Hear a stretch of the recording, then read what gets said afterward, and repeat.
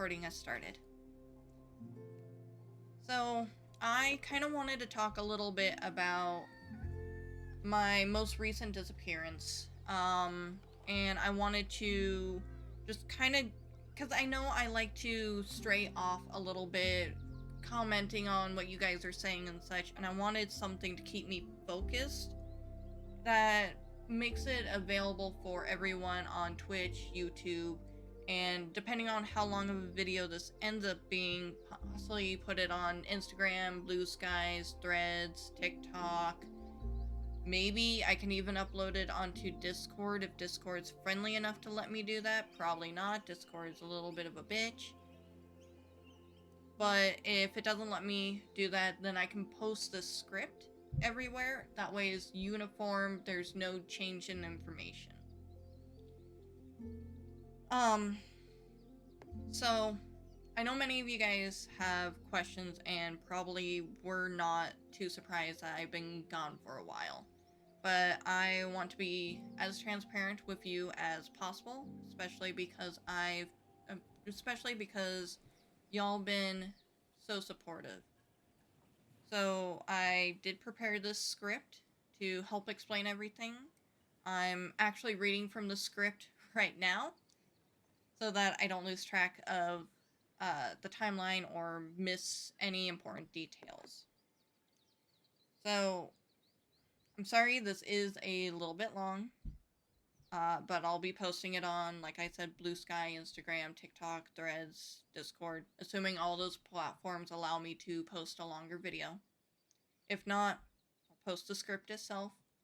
I'll also make sure to answer any comments or questions at the end of this. That way, again, so I don't get off track. On January 20th, I had minor surgery to remove my tonsils.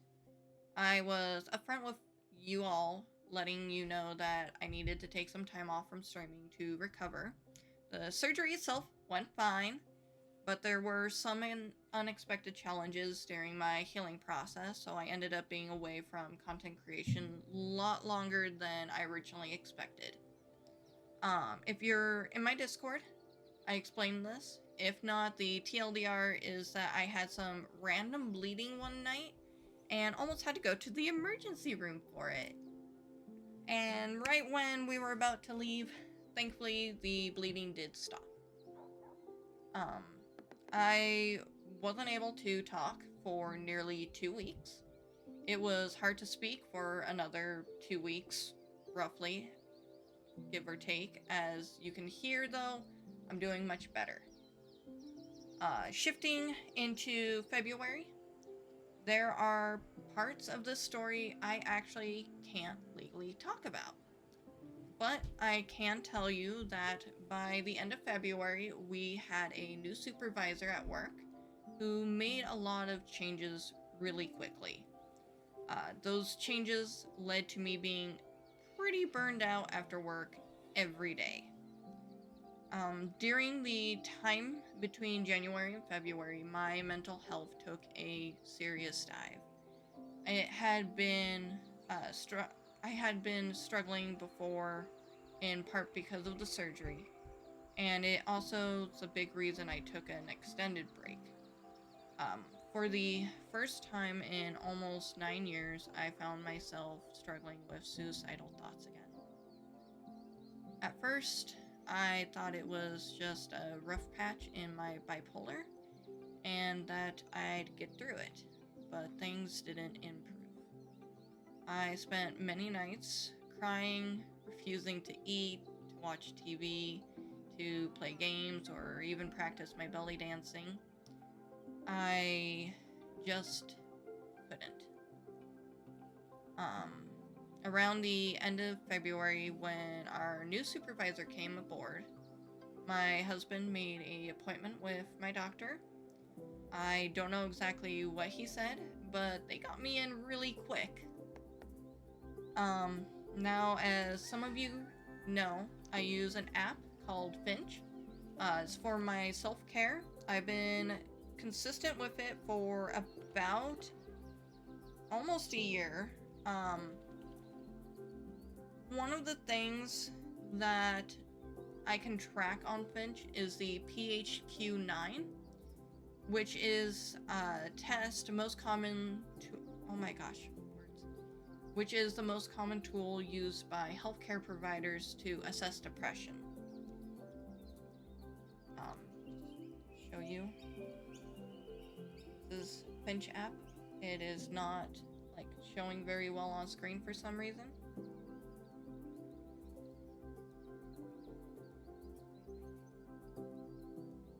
Depression quiz.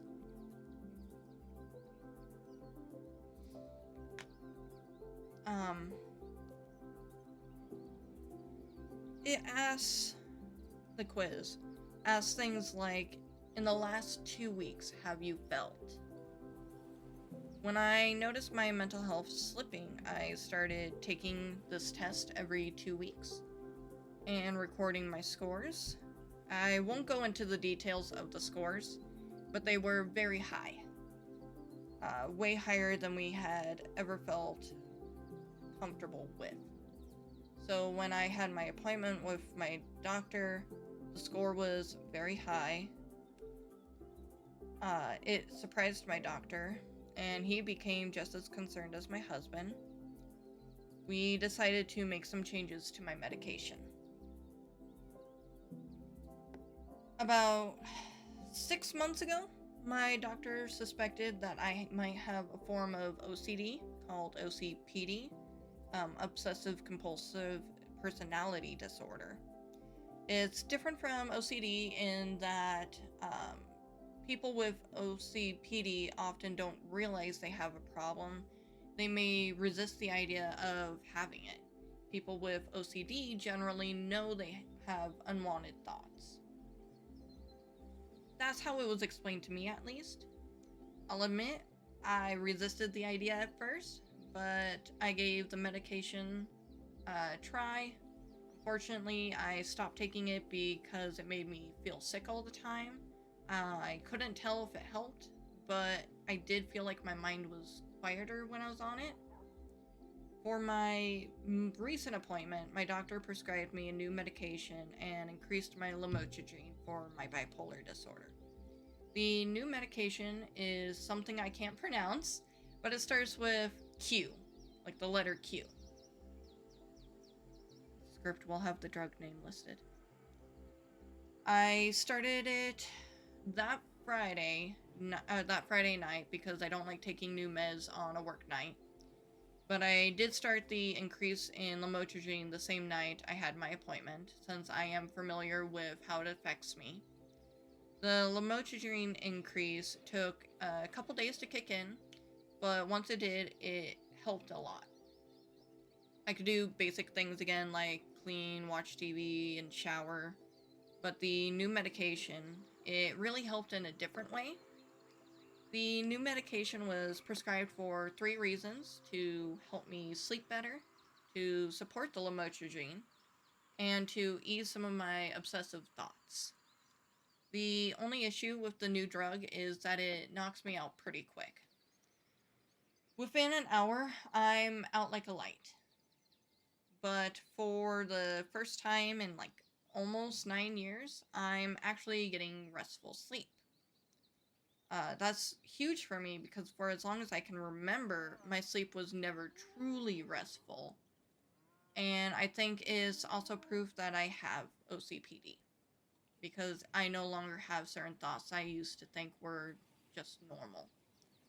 For example, I would often lay in bed wondering, not worrying, wondering if the door was locked. I'd ask my husband, and he'd say yes, but I'd lie there wondering if he really locked it. Kind of like I doubted him, even though I don't. So I'd get up, check the door, see it was locked, and go back to bed. But I still question it. I would get up again, just to make sure it wasn't a shadow or something. Most of the time, I actually need to touch the lock to prove to myself that it is actually locked. Since starting the new medication, I haven't had that thought process at all. It's really helping with the depression, and I'm actually sleeping well for the first time in a long time. So the changes to my medications are helping, but they were also another reason I've been away. With new meds, I need to find a new time to stream. Our old schedule would end around 10 to 11 p.m. That's just not feasible anymore for me. I know a lot of you guys used to, or have been used to, streaming in the afternoon, especially since it fits well with people in Europe and night owls in the US. And I really appreciated that it worked for all of you. I haven't decided a time yet, but for now we'll likely need to finish streams by 8 or 9 Pacific Standard Time. I'll talk about that more in a moment. Originally, I planned to start streaming again in March, but for legal reasons I can't get into much detail, our supervisor was let go. And suddenly I have a lot of overtime. So I had to work a weekend when I usually don't. I don't know what my work schedule's going to be moving forward, and there's a rumor that it may get worse soon. So here we are, the start of April. The first 3 months of the year have been a total roller coaster for me. Now what does that mean for me, for you, for the channel? I'm not really sure. What I do know is everything feels uncertain. I have almost $10,000 in debt due to insurance not covering as much as they said it would. Taxes not being withheld correctly at work. And a few other smaller debts I've been carrying for a while. So I'm taking as much overtime as I can right now. And while I'm adjusting to the new meds, my time to stream is pretty limited. What I'm thinking though nothing is set in stone, is that I might go back to uploading pre-recorded videos. I can sit down, play through a game or two when I have time during the week. I'd like to finish Psychonauts that way. We'll probably play some one-off games on stream, but nothing with a set schedule. So no more Pal World every Saturday night. I'll stream when I can. I know not having a schedule is ideal for any streamer, and I don't want to keep disappearing on you, but I don't want to let you down either. In April, I have a few pre-planned, prepaid for events that I can't skip. Those are on Saturdays. I also have belly dance classes on Wednesdays, so I won't be able to stream on those days. But for now, I think we're looking at streaming on Fridays or Sundays in the afternoon, evenings, when I'm able. Fridays sound like a good option to do right after work, kind of like we are right now. Maybe even Thursdays. If I upload videos, I'll probably schedule them for Wednesdays. Just don't expect anything this weekend or next Wednesday. I'm still in process of getting things together. Okay, that's the end of my script. Thank you all for your patience and understanding. It means more to me than I can put into words to be able to just read this off a script and get it out there. I'm now actually going to run speech to text on my phone to record for the script if needed, or to record me reading any comments and questions. That way, if we need to, I have this I can post as part of the script. One moment here. Okay, it should be recording now. So let me scroll through the chat. Kinu says, let me guess, they were by the book and didn't follow leniency. I am not able to comment. Not on a public platform, anyways. Kinu also says it makes a difference for sure. I'm assuming that's in reference to the medication, because I think I saw that come in around that time. The medication definitely is making a massive difference. The lamotrigine, I've been on lamotrigine for almost as long as I've been with my husband, Andrew. I'm gonna say probably 7 years. Because there was a couple years of experimenting with different medication, and that had worked the best for me.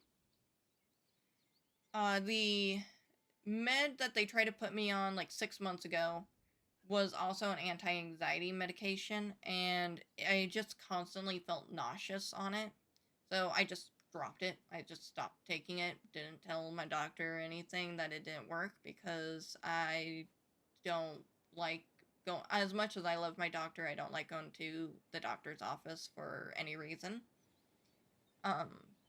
So when this was kind of brought up as this will help this and this, I'm like, I mean, I trust you, dude. I trust my doctor.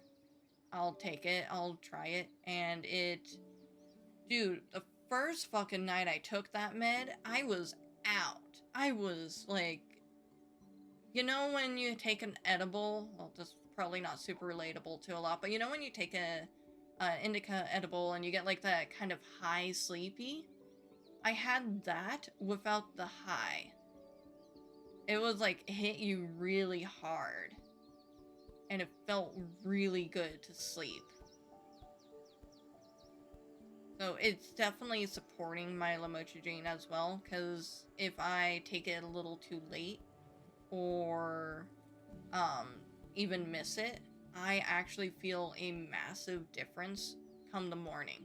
So I take my lamotrigine in the afternoon around 12 o'clock, and then the other med that I cannot pronounce, around 8-ish, 8 to 9-ish. So I definitely feel it in the mornings if I don't take it. In fact, it's been really hard to wake up with it. We tried doing half a dose on it, and I'm already on a really low dose. But it like, I could still feel those obsessive thoughts on a half dose. I'm very sensitive to medication, so if halving the lowest dose was not working, then I obviously need to take the full dose and need to figure out how to deal with the sleep and the grogginess in the mornings. In theory, once my body gets adjusted to it, it won't affect my, like, making me fall asleep instantly and me being super groggy. But it's hard to say. Dual Throne says, "That's okay, Ashes. It's enough fun to talk to you in Discord. That limited stream is all good." I do hope that this isn't going to cause too many issues.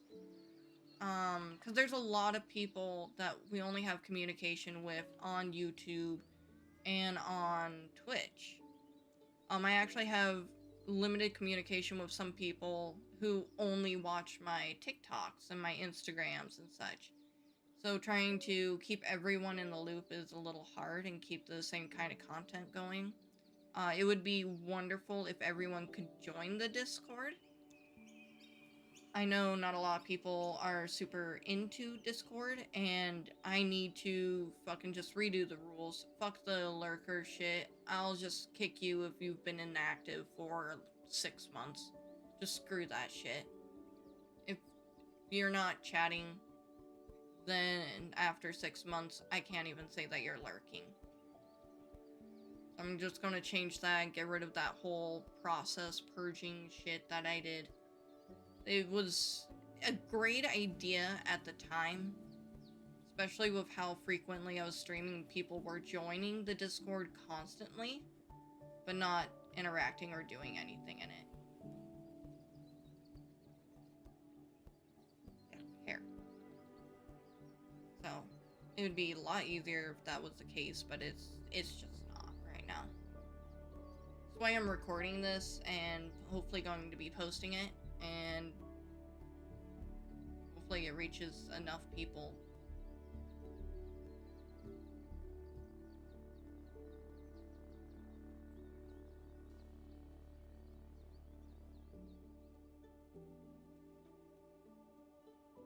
Oh, I didn't know that. It fucking censors me. So as it's doing the voice to text, it's censoring. That's cool. I didn't know that. I don't use voice to text actually very often. When I use voice to text, it's to fix spelling. Like if I suddenly can't figure out how to spell a word I know I can spell 100 times, I'll do speech to text and have it give me the correct spelling. That's the only time I use it. It is hilarious at work. We have a couple people who only use speech to text, and it'll pick up their radio or something, and they'll be saying something like, oh yeah, I am going to... weather report says... It's so funny. There's one person that's super bad at it. And I don't want to say bad at it, but it has the most issues. And it's fucking hilarious. It makes my day every day when she's using her speech to text. The golden shit that comes out from it just picking her up when she's mumbling under her breath, to the radio, to when she has a passenger on the phone and it picks up the person on the phone, is great. So yeah, if nobody else has any comments or questions, I will stop this recording.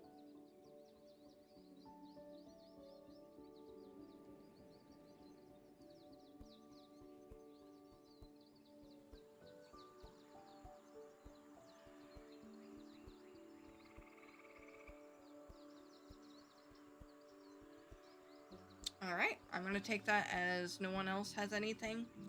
I did get some stuff done here for posting on the script.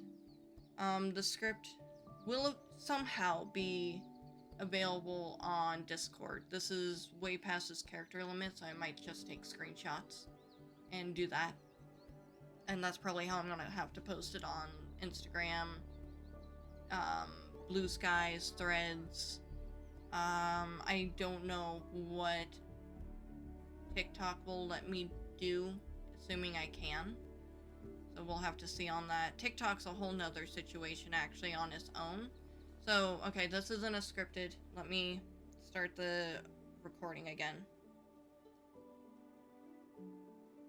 I mean, speech to text.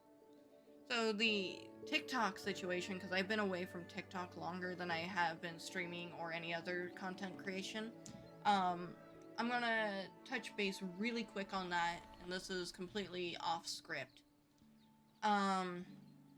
So I was posting somewhat regular clips onto TikTok and the YouTube Shorts and Instagram Reels. After the first TikTok ban, I still had access to TikTok. I didn't delete it. I had it. I couldn't like post or anything, but it still existed. I did move to Red Note for... I still have my Red Note, but I not felt really comfortable posting there. Not that the community's mean or anything. Just I feel like it's disrespectful until I can figure out the app's culture. I'm not saying like to figure out Chinese culture, but every app in existence has its own type of culture. Twitter is a great example of it. Twitter versus Blue Sky. It's like the red app versus the blue app versus Truth Social kind of thing. Every app has its own kind of culture, so until I figured that out, as well with understanding Chinese a little bit better as a language, it may not be appropriate for me to post there. But as to TikTok, so when it did ban, I did join TikTok. I did join Red Note.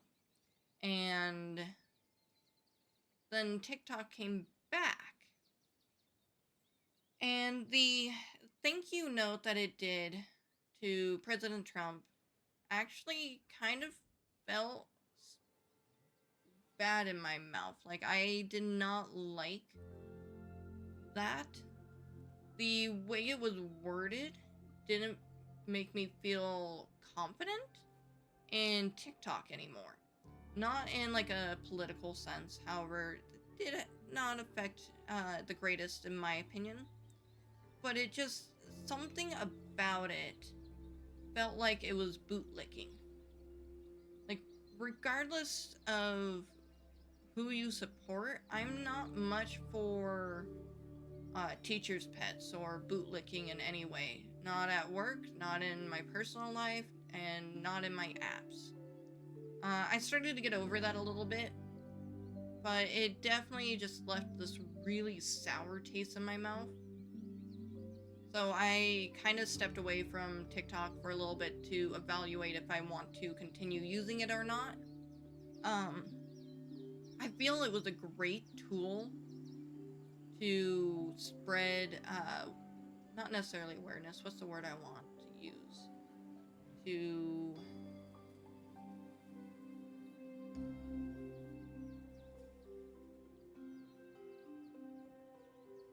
not sure the word I want to use off the top of my head right now. To build an audience, to grow our community. That's what I wanted to say. It felt like a great tool for that because there was actually a lot of people from TikTok who ended up joining our streams, following me on YouTube, Twitch. Someone for a short time had joined our Discord. I'm not honestly sure if they're still there. I haven't looked. But it was helping build this community quite a bit, more than Instagram was, or Blue Skies, Threads, the rest. So I had to sit there and really think about if it was worth it to keep using TikTok despite the like sour taste it left in my mouth. So it's not that I hate that it thanked Trump, but I hate the way they worded it for sure. Because it felt like teacher's pet kind of thing. Hydrate! Hey, Silver! I will hydrate here in just a minute. So, that's kind of why I stopped doing TikTok. Of course, the whole thing that I just went over with the mental health and work didn't help. But TikTok's a little easier. TikTok, the Instagram Reels, and YouTube Shorts are a little easier to do on a more consistent basis, even with work and some mental health issues, because I have plenty of stuff to post on TikTok, Reels, all that stuff. That's just easy to edit, post once a week. It's very easy to make a stupid little video on those platforms, like some kind of reaction video or one of the TikTok challenges, or I don't know, post a video of me practicing my belly dancing. That's really an easy platform to do. So that may end up getting just a little bit more coming up, especially if I do some pre-recorded content for YouTube. But we'll have to wait and see.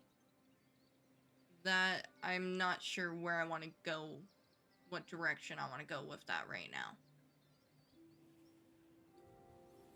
Okay. Finished that recording for the script I'll post later. Silver probably missed that whole entire thing. But that's okay. I'll post the video and the script somewhere for you to be able to see and read, Silver. I'm gonna end the recording now.